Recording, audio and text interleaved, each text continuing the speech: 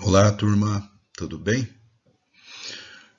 Pessoal, nós vamos dando continuidade aqui ao estudo de propriedades coligativas, tá?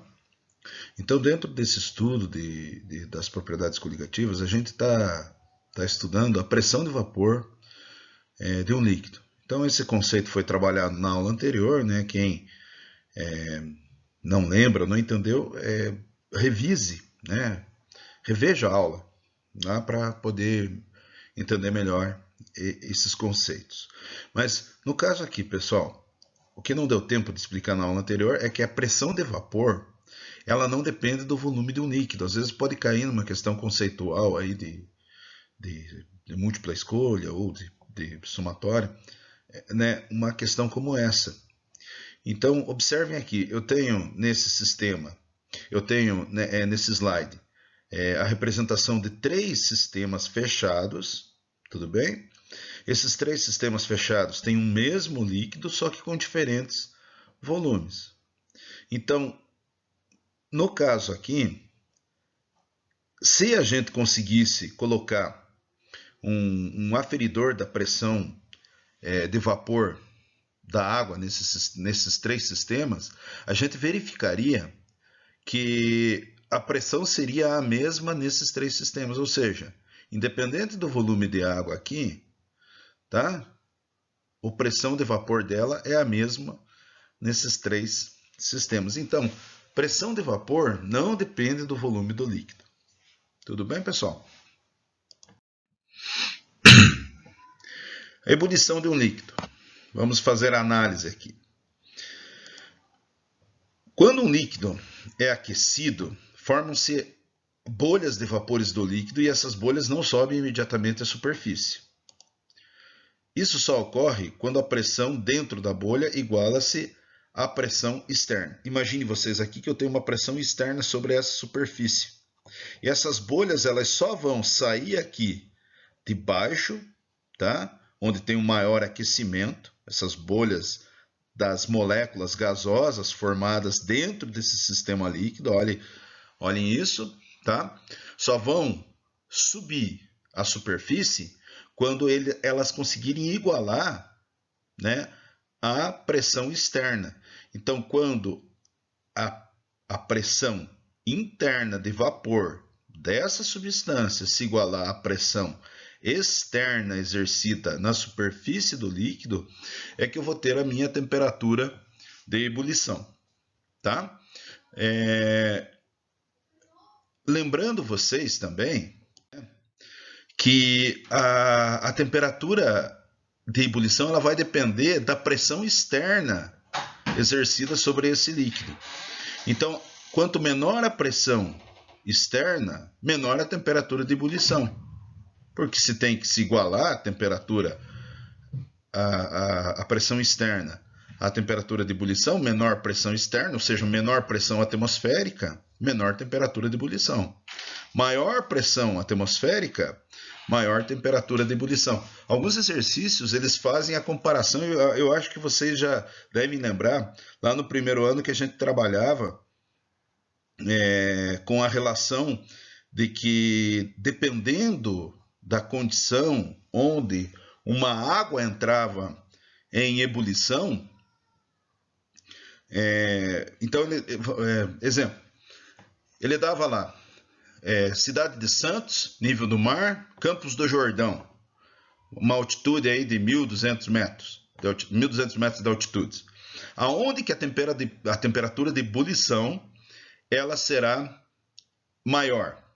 Vai ser em Santos, que é nível do mar, porque tem a maior pressão atmosférica, ou seja, você tem uma maior pressão do ar sobre a superfície da água. Logo, você vai ter que fornecer mais energia para essas moléculas de água para que elas passem do estado líquido para o estado de vapor. Lembrar disso, né, pessoal?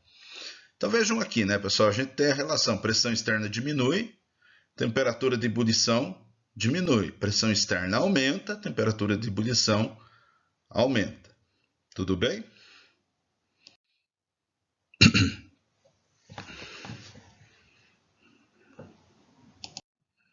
Vamos fazer um exercício aqui. Tendo em vista o momento em que um líquido se encontra em equilíbrio com o seu vapor, leia as afirmações a seguir. A evaporação e a condensação ocorrem com a mesma velocidade. Por que esse item é verdadeiro, pessoal? Esse item é verdadeiro pelo fato de que ele está falando aqui, deixa eu mostrar para vocês, tem um ponto conceitual importante. Ele está falando do quê? Do equilíbrio. Do líquido se encontra em equilíbrio com o seu vapor. Quando eles se encontram em equilíbrio, significa dizer que as temperaturas de evaporação e a temperatura de condensação, que é a volta, né? Evaporação, lembrem lá, passagem do líquido para o gasoso. Condensação, a volta do gasoso para o líquido. Quando está em equilíbrio, essas velocidades são iguais, tá? Então, por isso que esse item aí é verdadeiro. Não há transferências de moléculas entre o líquido e o vapor. Não, existe transferência sim. Então, esse item aqui ele vai ser um item falso, porque o que está acontecendo é que está em equilíbrio. Mas a velocidade, né, que está acontecendo isso aí é uma velocidade que você olhando de fora parece que não está ocorrendo nenhuma alteração no volume líquido lá da substância, tá?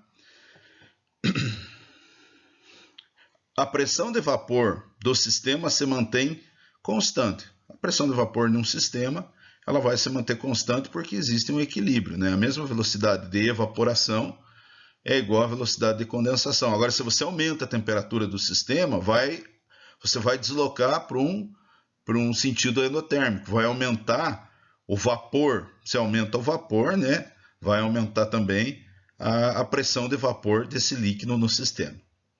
A concentração do vapor depende do tempo.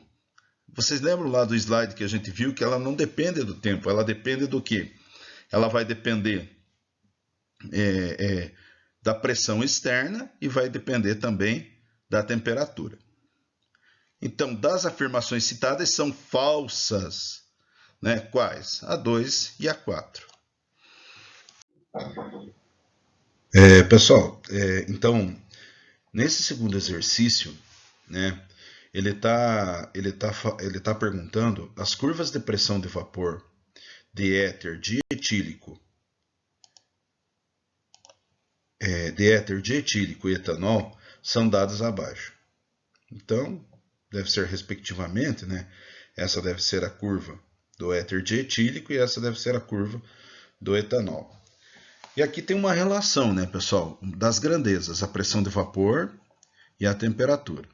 Aí ele está perguntando assim: quais os pontos de ebulição dessas substâncias nas cidades de São Paulo? Ou seja, qual que é o ponto de ebulição do éter dietílico dessa curva? E qual é o ponto de ebulição do etanol, do gráfico de curva verde, aqui a linha de curva verde, na cidade de São Paulo? Observe o seguinte, pessoal. Quando a gente tem essas duas grandezas relacionadas, e ele está falando aqui, né, sobre essa relação da pressão de vapor, e está falando, citando, no caso, a temperatura, está dentro de um conceito aí de temperatura de ebulição, anterior a essa curva vermelha, nós vamos ter o quê? Nós vamos ter as grandezas em que essa substância ela vai se comportar no estado físico sólido. Passando essa curva, ela vai estar no estado físico líquido. Pensando assim, nessa curva aqui do etanol, o que está à esquerda é estado físico líquido. E o que está à direita é estado físico gasoso. Desculpe, eu acho que falei ao contrário. Então, o vermelho aqui, ó, na curva vermelha do éter dietílico, o que está à esquerda é estado físico líquido, o que está à sua direita é estado físico gasoso, tá? Do verde a mesma coisa, o que está à esquerda é estado físico líquido, o que está à direita é estado físico gasoso. Tudo bem? Então vejam lá, se a gente traçar os pontos de 700 milímetros de mercúrio. Ah, pessoal, por quê? Veja, isso é pressão de vapor do líquido. Mas ele falou que a pressão atmosférica da cidade é 700 milímetros de mercúrio. Mas vocês lembram lá da parte conceitual? Quando que ocorre a ebulição? A ebulição ela vai ocorrer quando a pressão atmosférica... Deixa eu ver se eu consigo escrever aqui. Quando a pressão atmosférica... Eita, nós! A pressão atmosférica se igualar à pressão de vapor, tá? Aí eu tenho a temperatura de ebulição. Quando eu tenho essa situação aqui, eu tenho a temperatura de ebulição. Turma, se a pressão atmosférica tem que ser igual à pressão de vapor, então em 700 milímetros de mercúrio, né, se eu puxar um eixo aqui no éter dietílico, eu vou verificar que a temperatura nesse ponto vai ser uma temperatura de 30 graus Celsius. Então, a 700 milímetros de mercúrio, a temperatura ideal para ebulição do éter dietílico vai ser 30 graus Celsius. Agora, se eu continuar com essa curva aqui, ó, até a curva do etanol, eu vou verificar que vai estar entre 70 e 80, a gente pode colocar aí aproximadamente 75 graus Celsius, né? Que é a temperatura de ebulição. Tudo bem? A segunda pergunta, ele está perguntando a 500 milímetros de mercúrio e 50 graus Celsius, qual o estado físico de cada substância? Bom, pessoal, você está à esquerda é líquido e está à direita é gasoso. Vejam aqui, ó, a curva. Em vermelho, o éter dietílico vai estar no estado gasoso. E olhando a curva em verde, à esquerda é estado físico líquido e à direita é estado físico gasoso. Nós vamos ter o quê? Nós vamos ter o etanol, desculpe, no estado físico líquido. Tá?